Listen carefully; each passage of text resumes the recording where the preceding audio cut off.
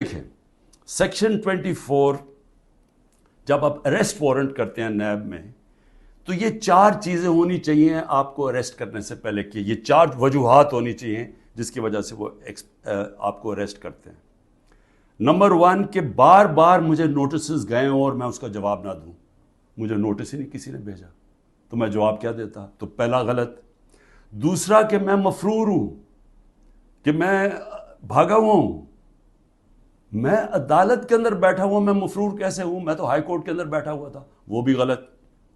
तीसरा कि मैं एविडेंस को चेंज कर रहा हूं, एविडेंस सारी गवर्नमेंट के पास पड़ी थी, अलकादर की सारी एविडेंस या वो एनसीए वाली वो सारी उनके कैबिनेट पे पड़ी थी, और या इन्होंने सारी अलकादर की सारी चीज़ें मंगवा ली थी वो इनके पास पड़ी थी, तो मैंने टेम्पर कैसे करना था, यानी मैंने उसको चेंज कैसे करना था, तब्दील कैसे करना था। और फिर बार बार एक चीज़ करता जाए आदमी, रिपीट करता जाए एक जुर्म, फिर उठाते हैं। तो इन चारों में से बताएं कि कौन सी मैंने गलती की थी जो मुझे इन्होंने एक दहशतगर्द की तरह, जिस तरह मुझे इन्होंने उठाया है, ये चारों एक पॉइंट भी नहीं मीट कर रहा था। इन्होंने मुझे उठाया, मैं इसलिए हर्जाना कर रहा हूँ कि इन्होंने सारी दुनिया में खबर गई कि इमरान खान को करप्शन केस पे उठा लिया।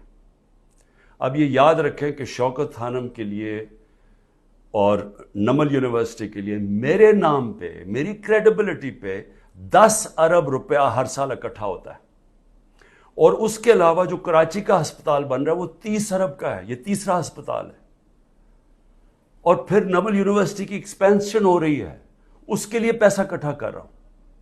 तो एक आदमी की जब सारी दुनिया में आपने इस तरह गैर कानूनी तौर पे किया तो सारी दुनिया में पैगाम किया गया कि इमरान खान किसी करप्शन में मुलव्वस है, और उसकी वजह से मुतासर हो सकती हैं ये अरबों रुपए के जो मैं हर साल पैसे इकट्ठे करता हूँ।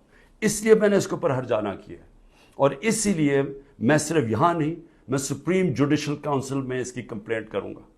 ये बदनीयती के ऊपर हुआ, ये छुपा के इन्होंने किया, ये पहले से प्लान था, ये इन्होंने मुझे जलील करने के लिए किया सारी दुनिया के सामने। आराम से भी उठा लेते, पुलिस आके मुझे पकड़ के ले जाती, वारंट दिखाती, मेरे पास कौन सी वहां कोई फौज थी या लोग थे।